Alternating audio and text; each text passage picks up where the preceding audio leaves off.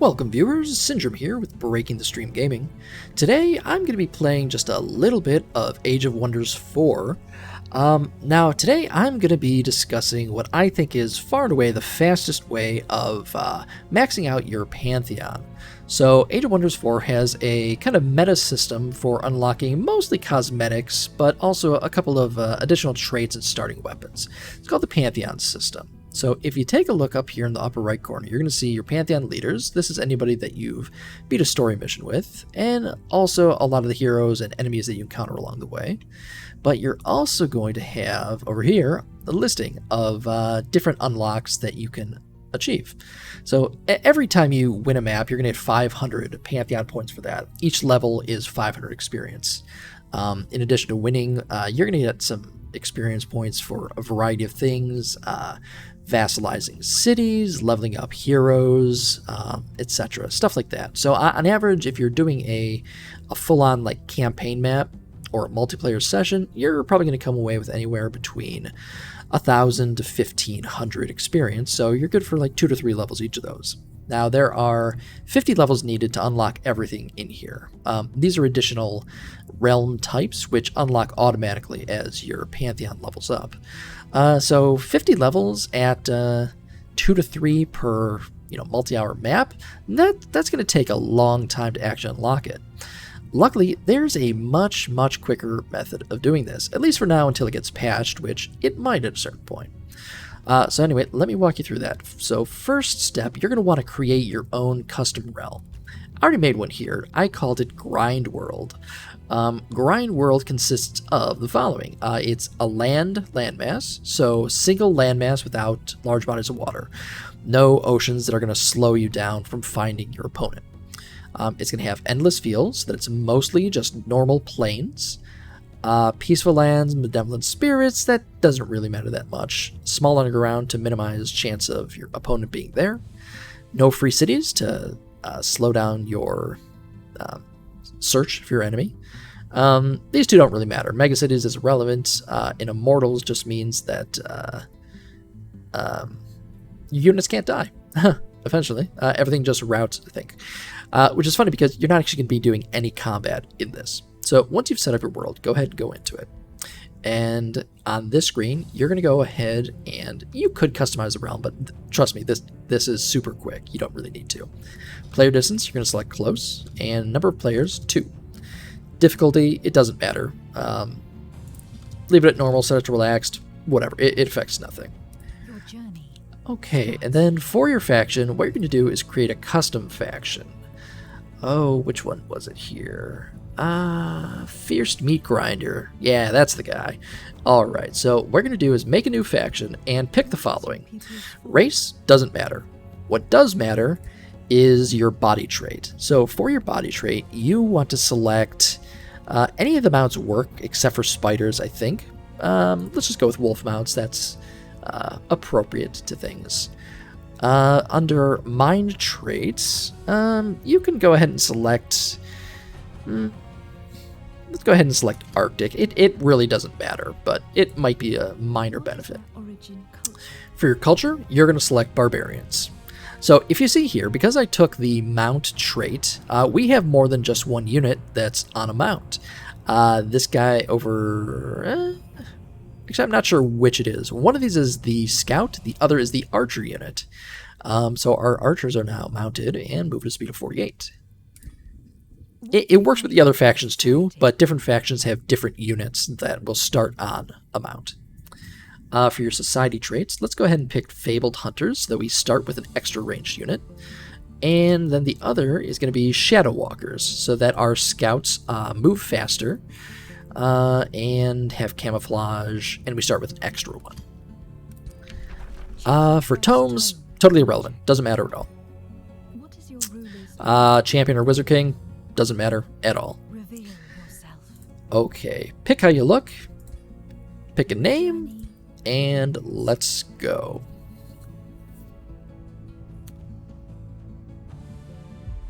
Okay, here we are. We are doing a one-on-one map, which means that this is going to be really small. The map consists of this. There's a very small underground because we chose that option, so finding the enemy shouldn't take us all that long. First step to do, let's go into here, and we're going to make a new unit. We're going to make a Pathfinder, and we're going to hurry the recruitment of it. Okay, let's go ahead and go to our primary stack here. We're going to grab our Pathfinder out of there. We're going to grab our, what is that? Our Pathfinder out of there, and our Archer out of there. Okay, now let's set all of these to auto-explore.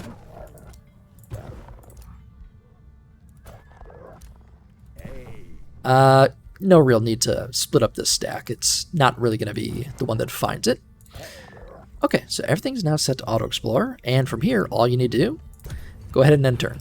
And then if you right-click a couple times, these guys will all move on their own. End turn again.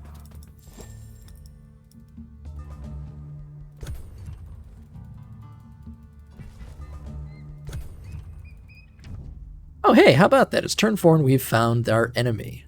Who is this? Dafaldia. Alright, so let's go ahead and start negotiating with him, and we're going to declare war without justification. Alright, war has been declared, but you know what? I like this guy. I like this guy a lot. So you know what I think I'm going to do? I'm going to become his vassal. Yep, it's a deal. Oh, wait a minute. What just happened? Did we lose? Oh my, we didn't lose, actually. We won! Turn 4 military victory. Yeah, it's as easy as that. Yeah, I mean, you'll get 500 Pantheon points for it. That's a full-on level. That took about, what, 3 or 4 minutes maybe? I have gotten lucky before, and I got 1 victory on turn 1. On average, I'd say it's anywhere between turn 5 and 10 is most often how long it'll take to find the opponent. But as soon as you find him, at least for the time being, I assume this will get patched out at some point. But yeah, for the moment, that's all it takes to level up your Pantheon. So I just hit level 51. So I guess I'm going to bank a point. Oh, man, I need to do this more. I'm going to bank some points up before the expansion comes out, because I'm guessing there will be more stuff there. Yeah, that's it. Just do that 30 to 50 times, and you're all set. That's it. If you liked the video, feel free to like, comment, and subscribe. I'm sure that this will be patched out at some point, probably in the near future. But until then, have at it. Go ahead and max out your progression and take it from there. Since this video took all of 2 minutes, let me just go through some of the things on here that aren't cosmetics. The bulk of stuff is just like new customization options for your helmet, for your banners, stuff like that. But each of the junction points here has stuff that is not cosmetic. So in the first tier, you open up the Berserker's Great Axe, which is just a great axe, which is pretty decent as a weapon, and also gives your leader a starting skill of Berserker's Rage. It's pretty good. I haven't used it yet, but I want to experiment with it at some point. Steadfast keeps you from dying, and Berserker is, well, Berserker. The middle one unlocks a culture trait, Mana Addicts. Great for casters, great if you manual combat, less good for auto combat because I don't think the AI really uses this all that well. This one is the Tyrant's Sword and Shield. You start with Intimidation Aura. It's pretty good for Dark Society that makes use of the demoralizing effects. Otherwise, it's just okay. Next up, you're going to have this tier here. Talented Collectors is a pretty decent one. I've started playing around with this one, and I think it's actually really good. It's kind of a subtle effect, but it really adds up quickly once you start getting to the mid-game. This one is starting with a Druid's Staff. I haven't really looked into this, but it looks like a Weaken. That works well with a Dark Society. And the weapon itself is just kind of okay. I'm not a huge fan of the staves. I'd like my heroes to be mobile on mounts. Prophet of Culture trait, Banner Lords. This one, I don't really like it. If you're playing Order and you really rely on Rally of the Lieges, this could be really good. And if you're a diplomat, it could be really good. But I have mixed feelings on it. Artisan Culture, Perfectionist Artisans. I really, really, really like this. I just don't actually think that it's good. Your tier 3 units have an extra rank. Your city structures produce stability and 5 gold each, but your city cap is reduced by 2. So it really slows your starting, and your end game, it really kind of limits your cities to maybe 4, maybe 5 at the top end. On the other hand, you start with a tier 3 unit, which is amazing. Moving on, what else do we got here? Here we've got the Cryomancer Hero Origin. Cryomancer's Staff. If Frost Magic was better, I think this might be okay, but it really kind of isn't. Does have a chance of inflicting either frozen or slowed, which does work well with the Tome of Cryomancy, but it's really kind of a subpar tome pick, I think, so I would tend to avoid that one. Geomancer's Hammer is pretty good. Quake is your skill, not associated with the hammer, so your hero will always have this. It's pretty good. Chance of immobilizing in a 2 hex radius once per battle, so pretty decent. Orbs of Necromancy. Start with Raise Undead. If you want to play a Necromancer build, this is kind of mandatory. Just hard stop. If you want to play a Necromancer, start with the Orbs of Necromancy. Chosen Destroyers. This is a really funny one. The Spiffing Brit used this in his video. I don't actually think that it's that good, just because raising cities is a kind of infrequent event, unless you're really just already kind of stomping the enemy down. But it's interesting. It does come with some pretty nice perks. The last one is the Rogue Culture Silver Tongue. Spiffing Brit also used this one too. It's good.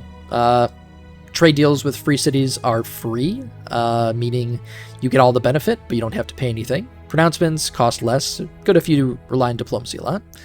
Starting with an extra scout, it's fine. And an extra Whispering Stone is pretty good. Yeah, but that's about it. I think it took me all of about maybe 2 hours once I realized that trick to fully max out my tree. I mean, I was already something like level 20, 25 by then, but 2 to 3 hours I think should get you the full tree. Anyway though, if you liked the video, we'd love it if you liked, commented, or subscribed. We stream every Tuesday and Thursday. We're going to be playing Age of Wonders 4, almost at Planetfall, every Tuesday and Thursday for probably the next month or two at least, and then Todd Bug and I are both going to have our own series as we go through playthroughs on our own. But come check us out, and yeah, I'll see you next time. Take care.